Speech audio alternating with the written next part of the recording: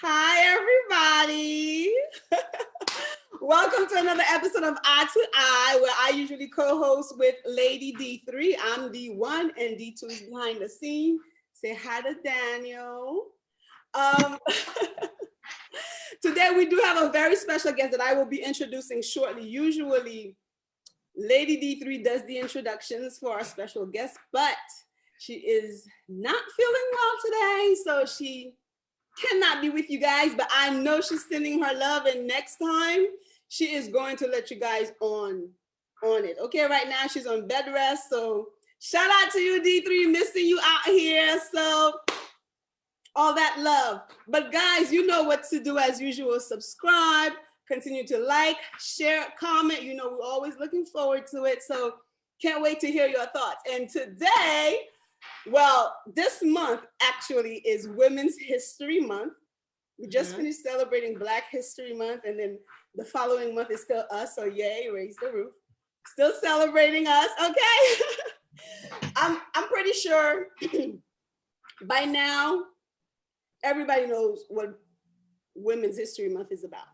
Technically, it's really because of the women who were like part of the founding of the United States that felt overlooked, and somehow, some way, they fought their way through, and bada bing, bada boom, here we are. So like we always do. Hello, okay. So like Black History Month, it was only for like about a week, around March 8th. And so, you know, the ladies, they complained and all of that good stuff, took it to Congress, and boom, they got a whole month. So I'm like, if they mess around, we're gonna get a whole year, okay? I personally think it's every day, so I'm with you. Thank you. Okay, so President Jimmy Carter back in 1980 okayed for that week, for March 8th, and then now continuing on 1980. If you think about it, it's not that long ago. So that means women about 40 years ago, 43, 4 years ago. Some math. Right. I can. Some math. If Danny was here, she would have straightened me out. But lucky for me, I got Miss Natasha. I'm going to introduce her in just a quick second. But I want to give a shout out to our Haitian women who did their thing, you know, from back in the day. You know, you have Catherine Flon, who sewed our flag. You have the Marie Claire Heureuse, who was the wife of, what's his name? Am I going? Oh gosh, D3, why are you not here? Why are you not here?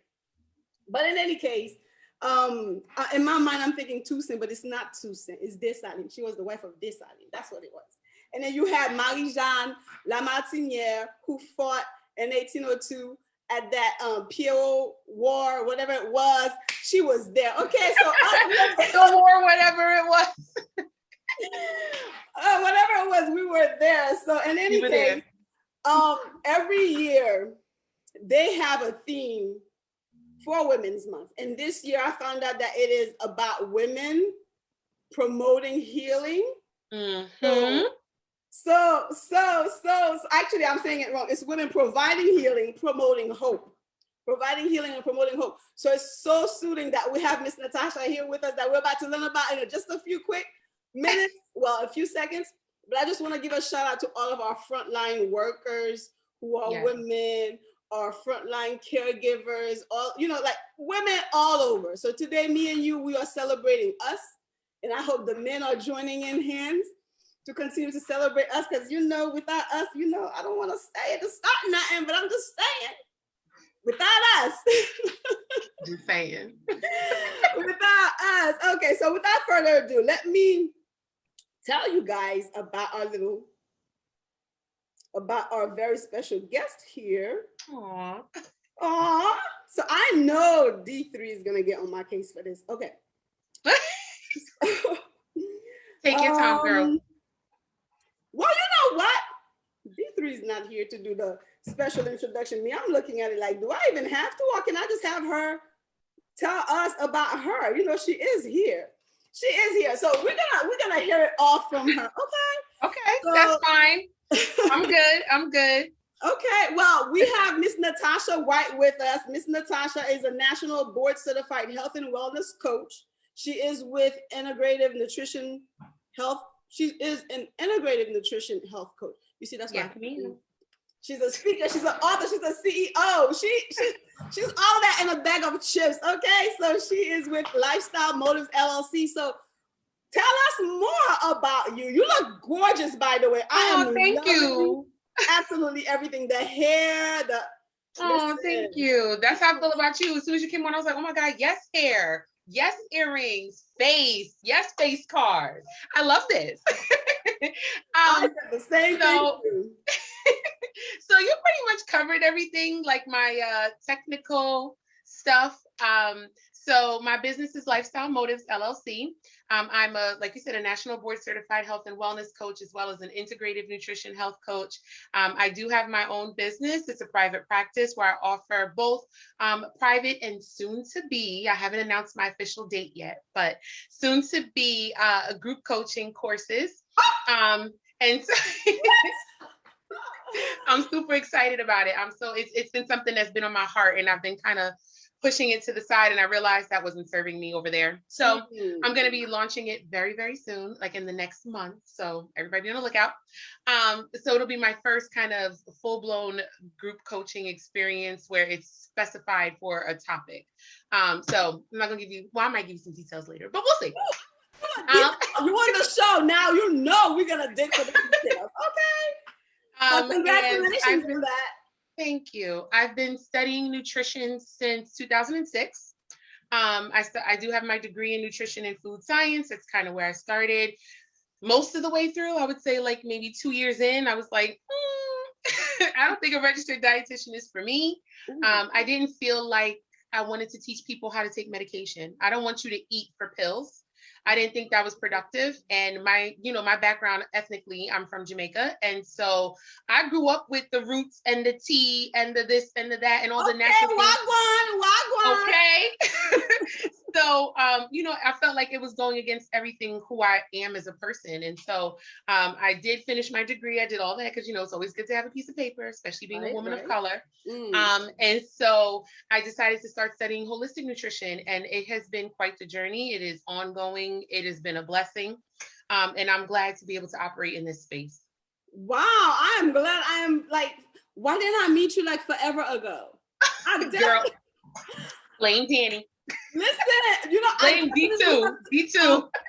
You can blame B2. Oh, yeah, I definitely would have been bombarding you more likely with questions, because I think in our community, the Black community, nutrition, wellness, health, like I feel like we are very lacking.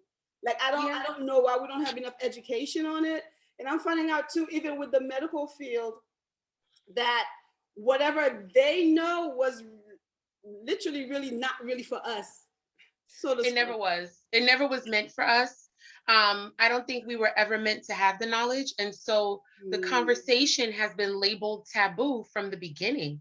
Wow. It was like Black people did not need to discuss health and wellness because all we needed to do was survive. We only needed to survive to serve others. And so we didn't need to thrive. We didn't need to be well. We weren't looked at that way. And so those conversations were kept from us. And so now that we're trying to break free and move forward, health and wellness has to be part of the goal. We can't only build generational wealth. We need to build generational health. Wow. And we can't do that if we are not part of these conversations. Oh my gosh. Nailed it with a big bad hammer. Wow. And you know what I think too, because back then you said something that was very important because it was not part of our conversation. I believe not taking care of ourselves led it to being DNA getting passed down. Yes. The bad system. Now we can't get rid of it. It's almost like the slavery part too, where it's years of, mental conditioning. Absolutely. And now I agree. It's hard to get out of it. Hard, but not impossible. Hard, but never impossible. It takes a little bit more discipline, right? It takes a little bit more education. It takes letting go of our limiting beliefs or the things that we've told ourselves that we're only able to reach this plateau. Right. And that's, you're holding yourself back. Like you're blocking yourself out of all the things that life has for you because you still feel like the only way to eat good is Big Mama Sunday dinner, or Granny or Nanny's food. And it's like, yeah, Granny and Nanny grew up with that, but they had a whole different lifestyle.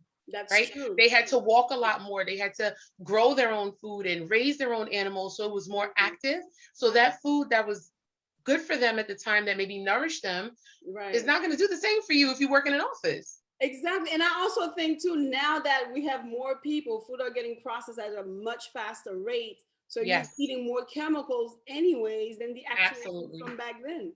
And I'm like, more chemicals than food. More chemicals than food.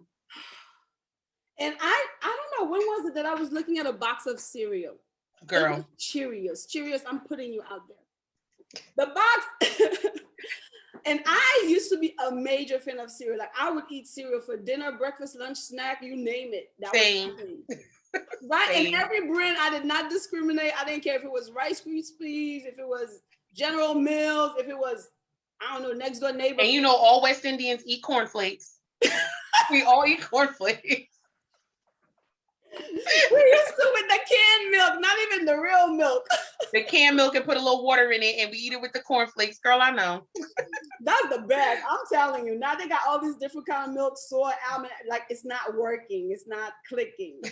But in any case, the Cheerio box said that the food was biochemically engineered.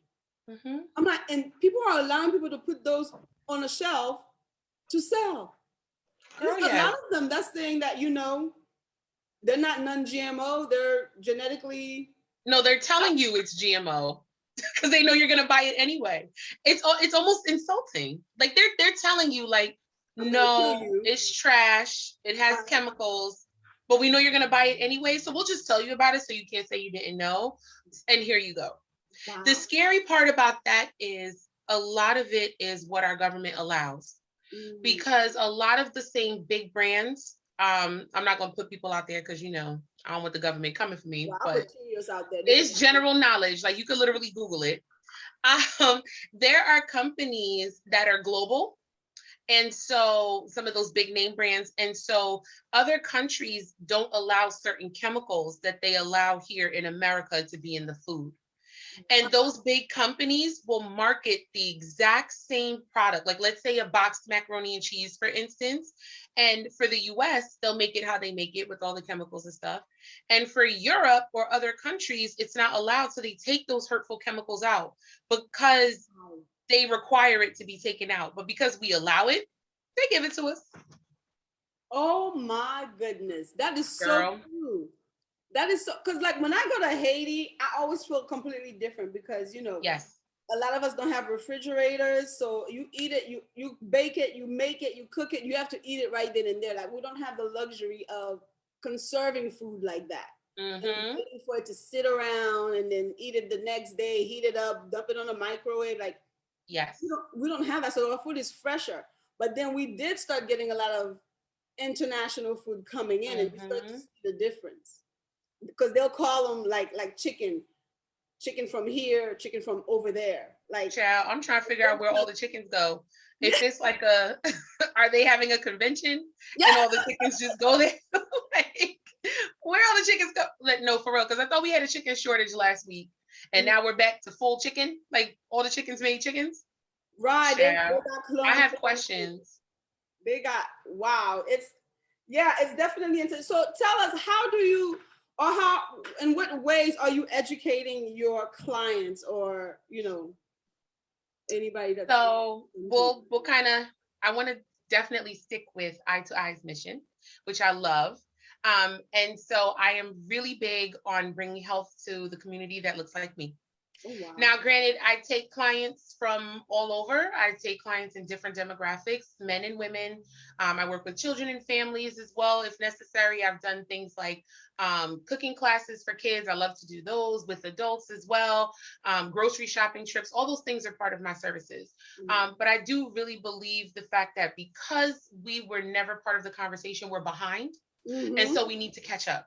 And so I try to promote things within my own demographic first, which is why I'm here. Welcome. So happy you're here. I love to do anything that is based around us. So I've done classes at Essex County College. I try to do like things in the Newark area. You know, I've done free things like community baby showers I've been part of and done health talks. You know, I try to reach out to like food banks and stuff like that in the area to speak to the people who need it the most, who never will get it otherwise. Wow. Um, Oh, the I need to clap to scaffold, that. Oh my gosh, girlfriend, good looking out. Thank you for not forgetting us. girl, please. That was my whole mission when I started. Because learning about the stats in this field is scary. So in the health coaching field as a whole, predominantly women. So shout out to us, predominantly women still. It's still right around like the 90% mark is women.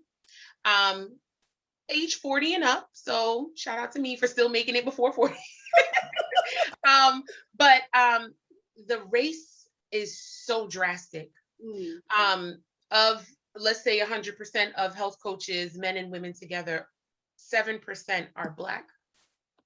7% are Black. And then if you break it down even further, less than 2% are of Caribbean descent or identify as Caribbean. That is scary. Wow. That's scary because we're at such a disadvantage. It's like we're not represented. And then when we are represented, it's like, well, how West Indian are you? Like, what is this thing? And so my biggest goal is to bring it to us because we need it. And we're not part of those.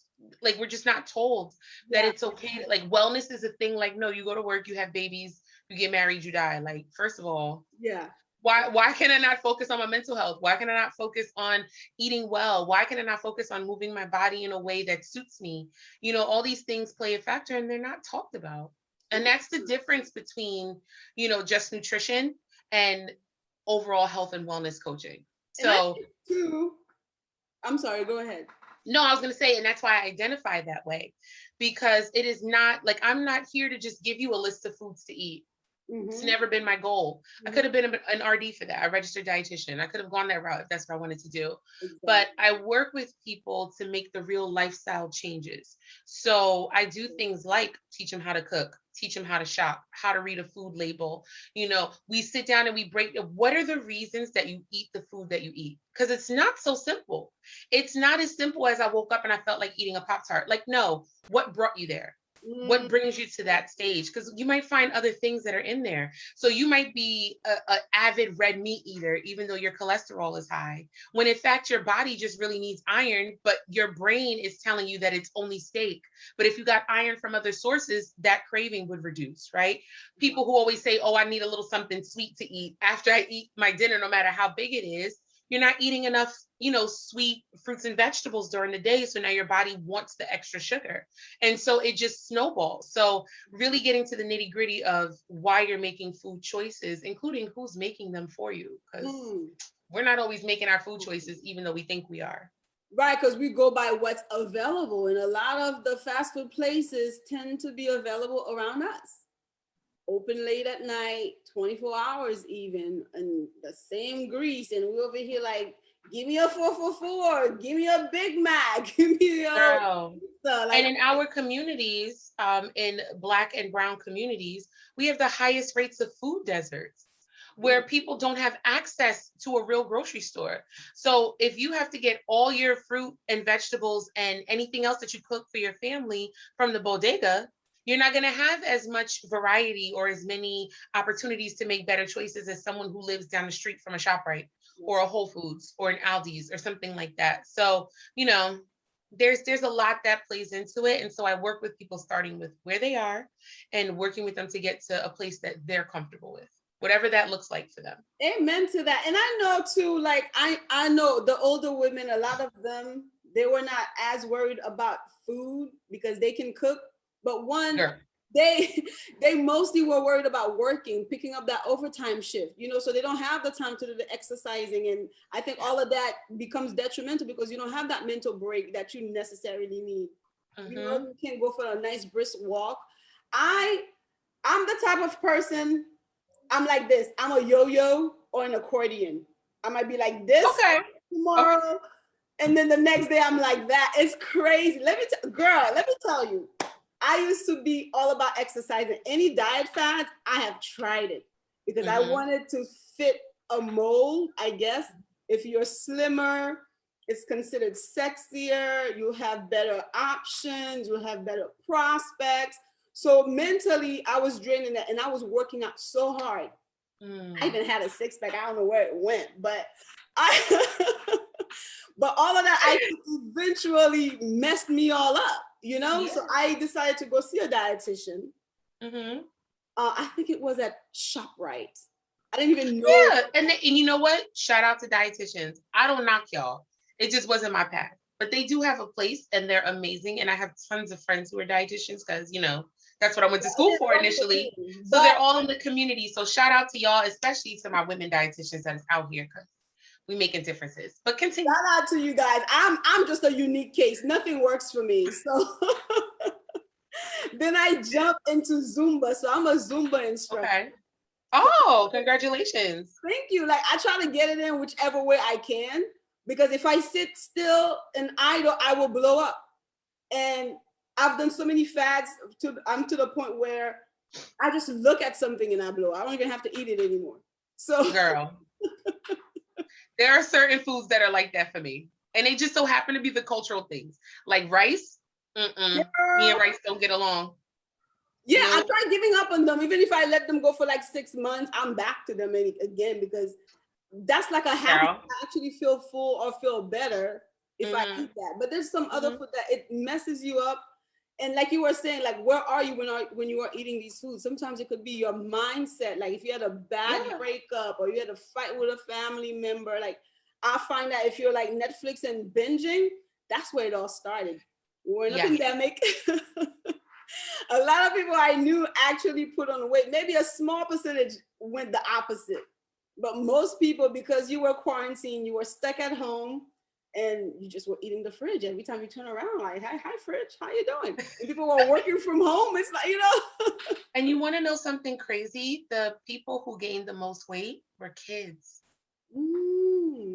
Kids gained weight at an alarming rate, especially kids who look like us. Because now they're eating more snacks than food, right? Or God forbid they were in a situation where, you know, school was where they only got their real full meals.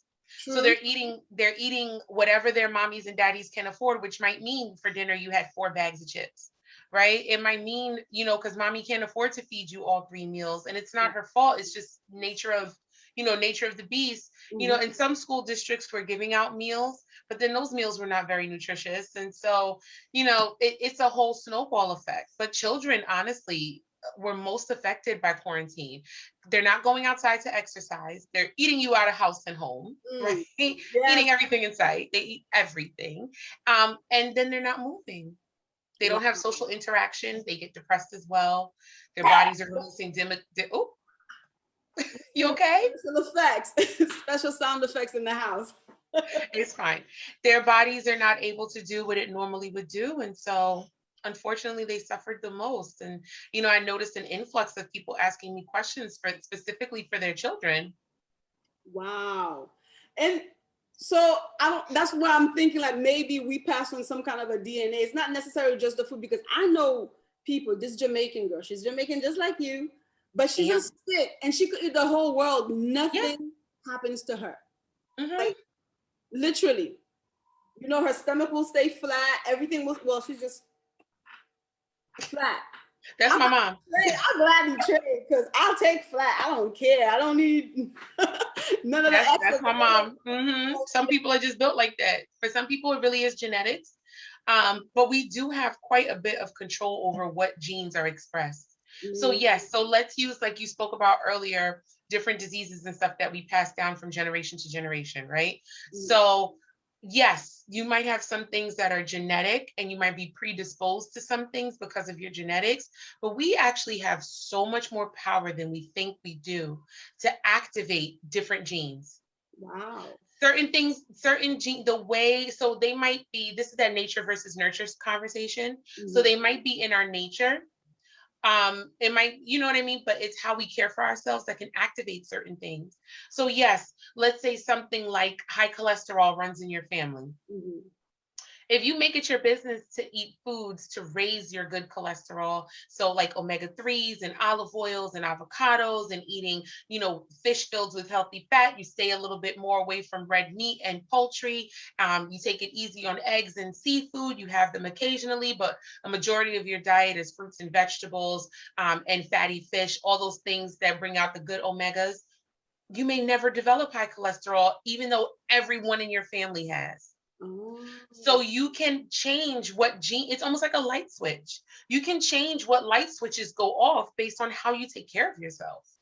That's true. But the thing is, again, we don't know, because a lot of us are probably not going to the doctors regularly to check up on ourselves, our blood work, things like that. So you won't know. Now, let me ask you this. So what do you recommend for the families that cannot afford, because produce is expensive, fruits are expensive, So the family that cannot feed their children the 3 meals per day because of funding, how do you recommend that they go about having a healthier diet that is not going to break their pocket?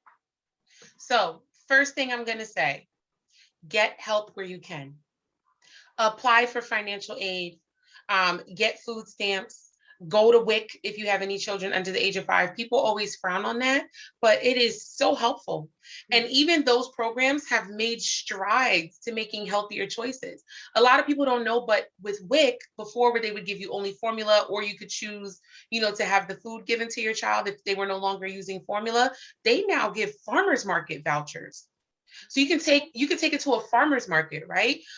SNAP benefits, AKA food stamps, same thing. They've widened the market so much. You can even take them to a farmer's market as well. Even the fancier stores, Whole Foods, Trader Joe's, they take EBT now. And so use the resources that you have, first of all. Second, I would say, is reach out to your community. A lot of food banks are trying their best to give healthier food options. There are tons of them in different areas of New Jersey that literally work with farmers and farmers markets to give fresh boxes of produce. So yes, you might get some canned goods and you might get some box things, but they will give you a box of produce. It just takes a little bit of research. Definitely check out your local county and city's social media pages and stuff. That's a great way to look for it. Third thing I would say is get creative. And it's okay to choose frozen. Canned, I usually try to stay away from, only because they usually can things in salts. And that weird like brine or whatever, and it can be detrimental. It can raise blood pressure and stuff. If you have to, just make sure you rinse it off. Rinse, pour it out of the can into a strainer and literally rinse it with water so you can get some of the extra salt and stuff off. But frozen vegetables are actually flash frozen when they're at their best. It has just almost as much nutrients as fresh. It keeps the fiber. Many of them keep their integrity. Frozen vegetables are usually cheaper than fresh as well. So if you have to, go frozen. It's okay. Beans and stuff like that, make your diet more plant-based and less meat-based. Meat is so crazy expensive right now. So expensive, even more than produce. And that's like for the first time in a long time where produce is less expensive than meat. Meat has been like, especially like pork, has been like the cheapest thing you can ever buy. It was always like pork and rice. You could get pork and rice no matter how poor you are, right? Pork and rice and a can of beans and you good. But now even those things, the prices are higher than produce now. So this is a good time to focus on getting more protein from eggs or beans, even trying soy products if you can tolerate them, because it's not for everybody. I personally am soy sensitive, so I don't do a lot of soy products, but trying more plant-based items, getting more creative. Y'all take out your phones for everything else in the world. You could take it out and Google healthier alternatives, right? So use the resources that you have and get to know your neighborhood. That's number 4. Get to know your neighborhood. Really take a look at what's around you. Find out if your area has a community garden. If you have a yard, no matter how big or how small, you can start to grow things for yourself. Start getting creative, but definitely using frozen items is okay. Like, people think it's frowned on. No, if that's what you have, you work with what you got. You don't have to overexert yourself to be or provide for something you can't. Well, you guys heard that. Check out your community, apply for assistance, use your phone, get Google going. Mm-hmm. The alternative. We can all use it because even though we can be good, every now and again we fall off. So Yes, everyone does. for sure. Now let me ask you this about spices because Okay. food, I feel like we have the best food in the whole wide world. Every country does. Every country does. We all do because we all have our own flavors. So definitely. But I noticed the other day, I never used to pay attention to this, never, because it never bothered me. But I think I had a little spice thingy of garlic and it's mixed with something else. Mm-hmm. But in the back of it, first of all, the sodium was through the roof Mm-hmm. in the milligram. But I also noticed something interesting, the serving size. It said you had to do 512 servings in this little thing. How? And Lord knows we just take off the top and just have at it. Oh my gosh. Lord knows we just take off the top and sprinkle until our granny whisper in the back of our neck, that's enough. We ain't looking at them serving sizes at all. I don't know if I'm the only person who has never noticed that. Like, I've never noticed that until I started looking into my sodium intake. And I'll be like, okay, this is too much sodium. But then I never looked at serving size, serving portions. And on the spice thingy. So now that I see it, I'm looking at every last one of them. Like, oh my gosh, I can't use this. I can't use this. Now I'm screwed. Listen, since you throwing it out there about the spices, you want to know the other thing that people don't know? Spices can expire, y'all. Please check the dates. Spices expire. If you've been using that same paprika for the past 2.5 years, it's expired. If you've never replaced it, it's expired. I've done, so a service that I provide is kitchen cleanups, where I go into people's homes and I literally clean out their cabinets, the freezer, the fridge, the secret snack drawer, all that.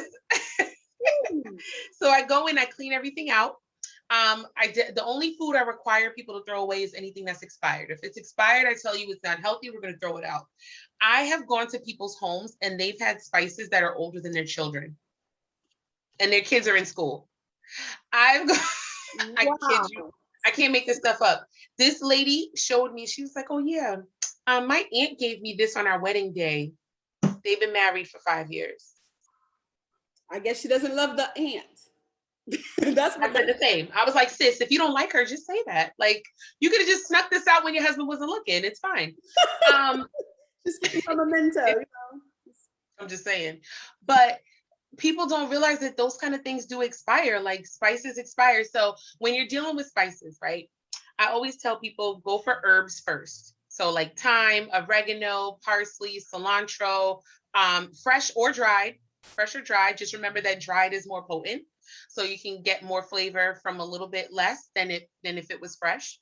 And then when you choose other seasonings, look for things that are not salt. So choosing garlic powder over garlic salt is a good alternative. Onion powder over onion salt, or making your own blends, right? Like, it's not that difficult. Like, you could pick different spices, get you an empty jar, even a Ziploc bag, stir it up, mix it up, put it in a Ziploc bag, label it, and fold it down and put it in your spice cabinet. Just getting creative and exploring other palettes. Like, I know in Jamaica and in Haiti, they make their own kind of little spice blends, right? The Hispanics have like sofrito. We all have different things like that. And you use the fresh garlic, fresh onions. You might put it in olive oil, fresh peppers. Like, you know what I mean? Trying those things are great way to add flavor without adding a bunch of salt. And then you can control how much salt you're eating. So I love spices. I am a big spice girl. My spice cabinet is nuts. And I use all of them because I always want to try something new. Wow. I need to come to your cabinet then. Girl, I'm gonna have to send you a picture, because if you ever seen it, people be looking at me like, what? I have one of those. So if you open up my cabinet, I have one of those carousels that like spins around with all the spices on it. Girl, it is crazy. So you are a chef, right? Because I heard you mention that you help people cook, or you teach. I am a chef. So I actually went to culinary school. So my first degree is in culinary arts. So that's kind of how I started this whole journey to begin with. I was in culinary school. We had one culinary nutrition class, and I was like, oh my God, wait. So I can learn how to cook the food and what happens after you eat it. I want to do that. And so that's how I got started in nutrition as a whole. And I just grew to, like, I fell in love with it.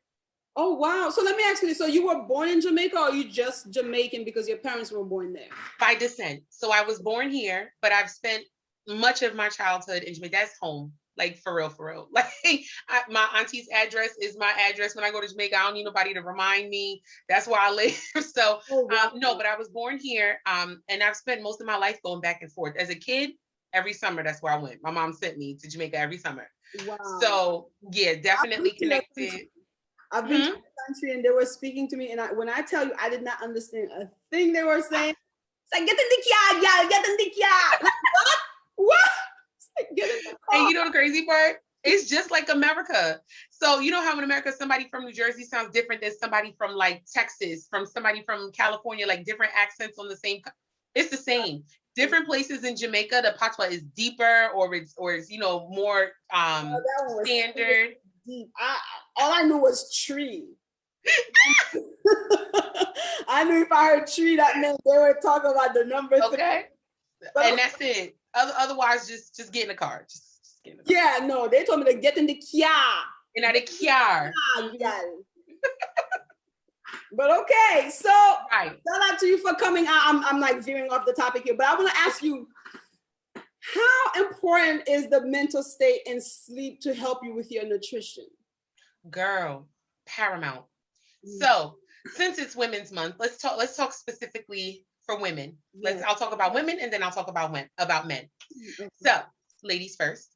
Our sleep and mental health literally play a part in every hormone in our body. Every one.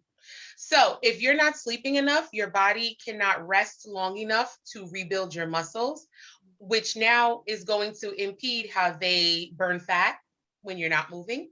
It's going to impede how you feel. And you know how you always get like that back pain, that shoulder pain? A lot of it is because you're not resting long enough for your muscles to actually regenerate themselves. When we are, and as women, we tend to be more stressed. We have different types of stress, and a lot of it is mental. Women feel more of the mental health strain. And so when that happens, our bodies cannot release things like dopamine and serotonin. And then the other one that gets blocked, those are the feel-good chemicals in the brain, right? And then the other one is melatonin. People are so used to taking melatonin now, they don't realize that that's what your body makes for you to go to sleep. But your body can't make enough if you're so stressed that your mind can't release it. Now, to go even a step further, and this is universal for men and women. We like to think that all of our mood is made in our brain, right? Most of it is in your gut. So if your gut health is in shambles, your mood will be in shambles. You'll have an attitude. You won't be able to control your blood sugars. It's all made in your gut. So if you don't have a good balance of gut bacteria, if you're not feeding your gut in a way that you can digest food properly, your mood will change. So now let's shift specifically to men. For men, if you are not resting, your testes, which is in your balls, doesn't have enough time to replenish itself. You can actually make yourself impotent with a bad diet and lack of sleep. Literally, you can lower your sperm count by not being able to sleep and eating like crap. Now, let's combine them. The one hormone that's most affected by all of this is cortisol. Cortisol not only has the nerve to make you gain weight, cortisol makes you fat. It forces your body to store fat even when it wants to burn it. Cortisol will tell your body that you are in that fight or flight response. You're always stressed. You're always at a high level. And if you have high levels of cortisol for too long, your body can start to shut down. So all of this goes into play. And this is why balancing not just diet and exercise, but your mental health and addressing the other things in your life that are not serving you is so important. If you are not keeping it all in balance, your body feels it, right? Dis-ease is simply your body not being at ease. It's not in a state of homeostasis where you feel okay. And many people are walking around like that. If you are a constant napper, you do not sleep well. Let me just help you out now. If you nap all day, you're not sleeping well. What? How? Why? So your body's natural circadian rhythm is completely derailed. If you find yourself napping a lot during the day and having difficulty sleeping at night, you probably are having issues with cortisol in your gut. And if you take a probiotic and work on some sleep hygiene, you'll be fixed in no time. Just like people who feel like I can't sleep without the TV. Nope, you're actually ruining your sleep with the TV. So you can practice, because for some people it's hard. So you can practice. Like for me, I was like that. And how I started with this was a TV with the timer function. I started setting the timer. So if I felt like I needed the TV to fall asleep, when I fell asleep, it would turn off, because that way the blue light wasn't interrupting my REM sleep. Right. That makes sense. Stop sleeping with your phone on the bed or in your face, or at least turn it down. Everybody does not cheat. Some people just don't want blue light.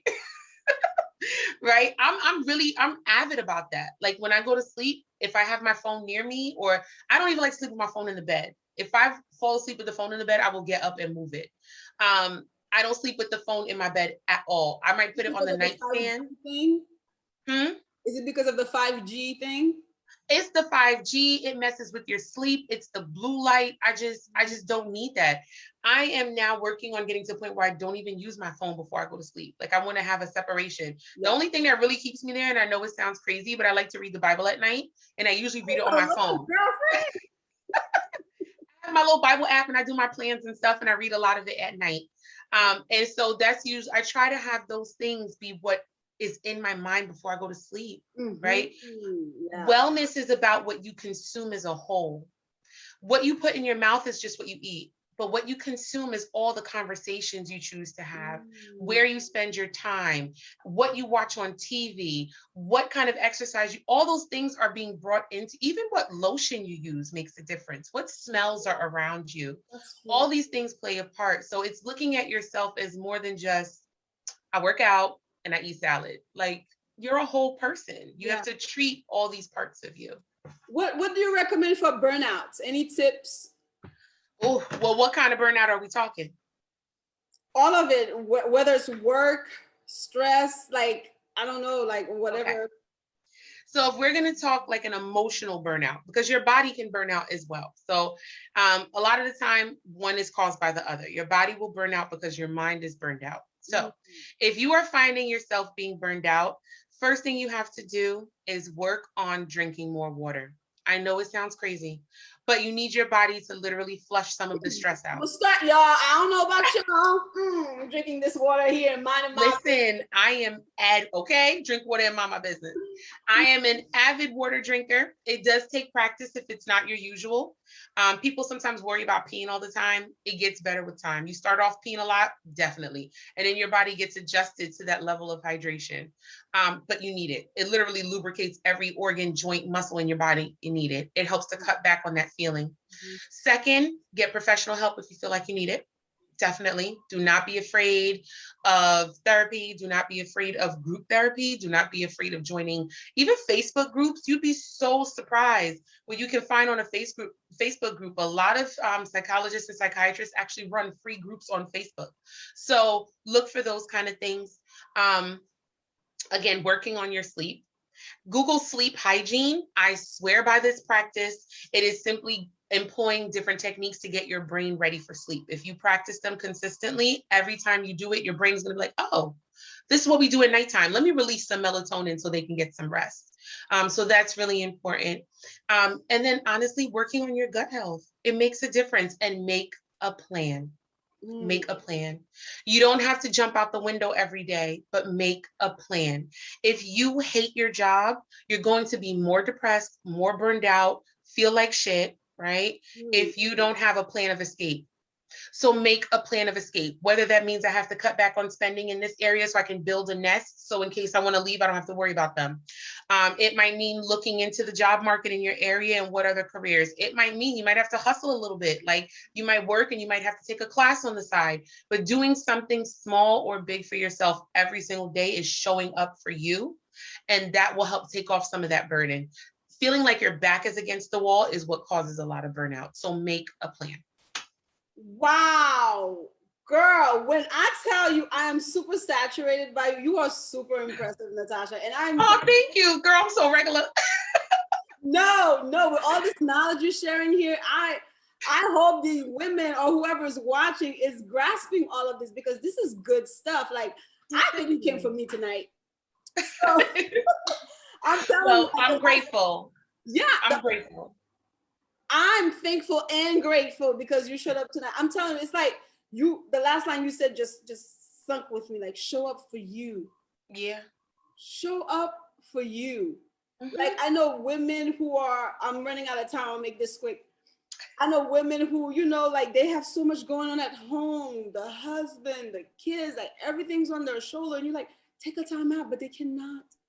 They're not getting their help. They're not. You know what it is? They're not saying no. It is okay to say to your husband, sir, you and the kids, I need 45 minutes.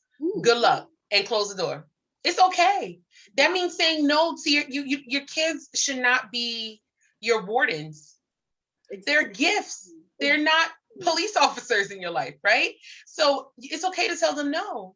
It's okay to tell your spouse no. It's okay to do something for you. And believe me, I'm saying this as someone who is still constantly a work in progress because no one is ever complete, right? And for me, saying no was a big struggle. And I had to get to the reason why it was. And a big part of it was I felt like I was letting everyone else down. More importantly, if I let someone else down, then I couldn't be whole. But that is a complete lie. Because for every yes, I told myself no, and I don't deserve that. So there are times where you're just going to have to choose you. All of my friends with kids, they always laugh because I'm always the friend that's like, girl, F them kids. You are you first. No, you are you first. You are you first. Because long before anybody called you mommy, you were you first. And that person still deserves to be nurtured, right? A lot of people, especially in marriages or relationships with their children's father or mother, they tend to lose each other raising their children. But one day the goal is for them to grow up and be independent and leave you. And now you're stuck with two sets of strangers, yourself and your mate. You guys lost each other, so you guys don't even know each other, and you don't even know you. Absolutely not. Absolutely not. Absolutely not, girlfriend. Absolutely not. Like the airplane always says, if there's a turbulence or whatever, put your mask on first before you take care of the next person. Because who are you helping if you can't breathe? You're going to pass out and die, and not everybody going to be in shambles. No, it is okay. The more no's you give someone else could potentially be a yes that you're giving for yourself, and you deserve that. Like, you deserve to live a life that makes you smile every day. You deserve to nourish your body in a way that keeps it moving. You deserve to move your body in a way that keeps your joints working. We all joke about having Meg the Stallion knees, but you ain't gonna have Meg the Stallion knees if all you do is stand in a corner yelling at your kids all day. Ooh. You hear that? You're moving. Like, it's okay to show up for you. You have to show up for you. You have to show up for you. And I think we haven't done that long enough. We feel like we don't have the support. We're the one that's picking up everything on our backs and carrying everybody. So I think it's time to drop the package, drop the baggage, and take care of you. Like, absolutely. However, if it's Women's History Month. So many women carried so many generations on their back. For you to still sit at home and be miserable. Then what did they do it for? I didn't even speak not one lick of Creole tonight. But mes amis petites ou fin parler ou bien parler petite. I love it. I am so thankful that you came out tonight. I wish we could make this longer. I mean, I really want to do like a live Q&A with you, like where people actually ask you the questions too. I'm open, girl. Let me know when. We'll work it out. Don't say no more. I'm gonna be like, Daniel, you heard that, right? You heard that? We're good. Do you have any last words that you want to tell our audience for tonight? I just want to say Happy Women's Month. This is also National Nutrition Month. So happy Nutrition Month. Thank you guys so much for having me. I really appreciate it. I will send you all of my information so you can drop it to everyone, but just in case, you can find me on Facebook at Lifestyle Motives, Instagram, lifestyle_motives15. You can also reach out to me on my website. So it's www.lifestylemotives with an S at the end.com.